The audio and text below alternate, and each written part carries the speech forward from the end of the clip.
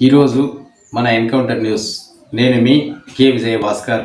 సమస్య మీద తెలుసుకొని రైతులు పొగాకు రైతుల కోసం అండగా ఉండడం కోసం ఈరోజు పొదిలి వేలం కేంద్రానికి వస్తుంటే కావాలని టీడీపీ నాయకులు మహిళల ముసుగులో వాళ్ళు ఈ ప్రోగ్రాం డైవర్ట్ చేయాలని చెప్పేసి కావాలని చెప్పేసి 4-5 ప్లేసుల్లో మహిళలు పెట్టి అరాచక శక్తుల్లాగా తయారయ్యేసి వాళ్ళు ఎంతకాడికి ప్రోగ్రాం డిస్టర్బ్ చేయాలి, ఈ ప్రోగ్రాం సాఫీగా జరగకూడదని చెప్పేసి కావాలని చెప్పేసి మహిళలతో చెప్పులతో రాళ్ళు తేయడం జరిగింది.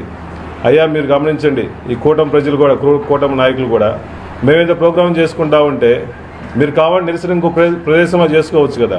మేము శాంతియుత ర్యాలీలు చేసి శాంతియుత ప్రోగ్రాం చేసుకుంటే రైతుల కోసం, రైతుల సమస్య కోసం, ఈ రాష్ట్రంలో రైతులు ఇబ్బందులు పడుతున్నారు, వాళ్ళకి అండగా ఉండడం కోసం మేము వస్తే దాన్ని డైవర్ట్ చేసుకోవడం కోసం, మీ పబ్లిసిటీ కోసం మహిళలను అడ్డు పెట్టుకొని రాజకీయం చేసడం ఏ విధంగా సభ అని చెప్పి అడుగుతున్నాను.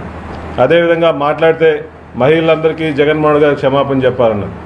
ఈ రాష్ట్రంలో కానీ దేశ చరిత్రలో కానీ రాజశేఖర్ గారి తర్వాత మహిళల్ని గౌరవించిన నాయకుడు ముఖ్యమంత్రి అంటే వైఎస్ జగన్మోహన్ తప్ప ఇంకెవరు అని చెప్పి సభాము తెలియజేస్తున్నా. ఎందుకంటే ఆసరా కానీ, చేయూత కానీ, అమ్మఒడి కానీ, ఇళ్ల స్థలాలు కానీ, ప్లాట్లు కానీ ప్రతి ఒక్కడు కూడా జగన్మోహన్ గారి టైంలో ప్రతి అభివృద్ధి పథకం కూడా మహిళల పేరే పెట్టాడు. ఈ రాష్ట్రంలో మహిళలకు ఎక్కువ పెద్దపీట వేసి వాళ్ళు డెవలప్ చేయాలని చెప్పి, ఆర్థికంగా డెవలప్ చేయాలని చెప్పి, సామాజికంగా డెవలప్ చేయాలని చెప్పేసి జగన్మోహన్ గారు మహిళలకు ఎక్కువ సపోర్ట్ చేశాడు.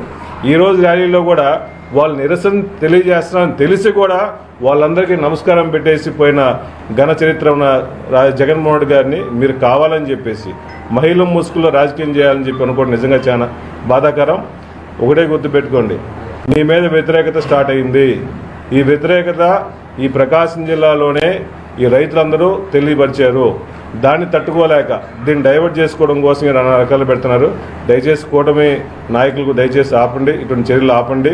ఈ కార్యక్రమంలో కావాలని చెప్పి రాళ్ళు దాడి చేయడం వల్ల మా కార్యకర్తలు కూడా ఇబ్బంది పడ్డారు, తలలు కూడా బయలిపోయినాయి.